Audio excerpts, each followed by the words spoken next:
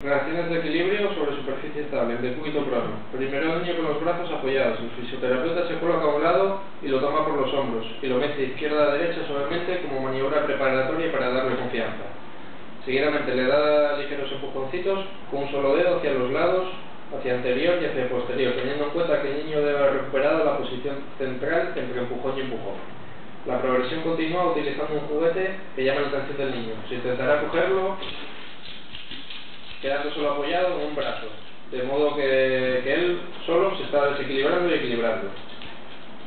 En la misma posición el niño se apoyará solo con las palmas de las manos. El fisioterapeuta realizará la misma tarea de balanceo, ligeros desequilibrios en todas las direcciones y utilización de un objeto. Esta postura aumenta mucho la lordosis lumbar, pudiendo llegar a ser molesta, por lo que trabajaremos durante un corto periodo de tiempo. Decúbito supino no existe para el tratamiento. La sedestación. Primero el niño se colocará con las piernas extendidas y en ABD, para tener una mayor superficie de sustentación, y los brazos son recogidos en el pecho para que estos no cuelguen y toquen en el suelo. Además, así conseguiremos que el niño no crea que está realizando una maniobra de reacción de paracaídas.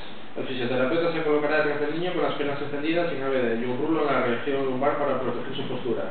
Empezará con balanceos y luego ligeros empujoncitos laterales enteroposteriores. Los empujones laterales y posteriores se realizarán con el dedo índice y corazón, mientras que los empujones anteriores se realizan con los pulgares. En el siguiente paso el niño se mantendrá con las piernas extendidas y cerradas, disminuyendo la base de sustentación. Luego el fisioterapeuta lo tomaría desde los tobillos con las rodillas ligeramente flexionadas y las piernas en ABD, y se le transmitirán los desequilibrios alternativamente desde cada pierna. Progresaríamos juntando las piernas y realizando los desequilibrios en direcciones oblicuas. El niño debe tener una musculatura abdominal aceptable. En cuadrúpedo. Primero el niño tendrá tanto los brazos como las piernas bastante separados para aumentar la base de sustentación. El fisioterapeuta se coloca a un lado del niño y lo balancea primeramente y luego le realiza los desequilibrios laterales enteroposteriores tanto desde la cintura escapular como pélvica. Progresamos reduciendo el espacio entre manos y piernas, luego dejando que el niño tenga solo 3 puntos de apoyo, primero quitando un brazo y luego quitando una pierna, realizando taping si fuera necesario, primero con el canto de la mano, sobre el antebrazo o muslo y después con la palma.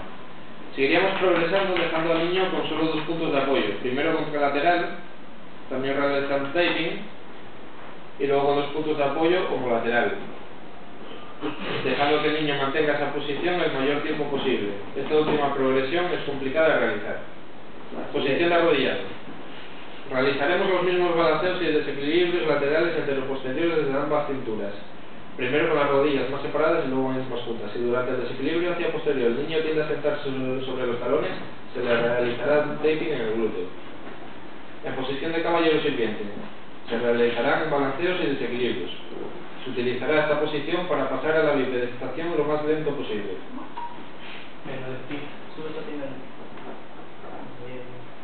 La bipedestación. Balanceos y desequilibrios con la siguiente progresión. Pies en paralelos bastante abiertos. Pies paralelos más juntos. Posición de paso. Piernas cruzadas y apoyo monopodal.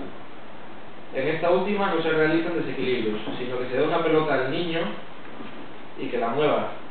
O le pedimos que mueva la pierna, que quede libre hacia los lados. Si el niño no sabe qué significa abrir las piernas, el fisioterapeuta lo hace. Primero, mediante balanceo hacia un lado, carga el peso del cuerpo sobre este, y luego introduciendo una pierna entre las suyas, provocándole el ABD cuando balancea hacia el otro lado. Elongación del tendón de Aquiles. El niño en bipedestación y el fisioterapeuta se coloca detrás. Lo sujeta por las crestas ilíacas o con una mano cubriendo la zona abdominal. El fisioterapeuta adelanta una pierna para aguantar el peso del niño.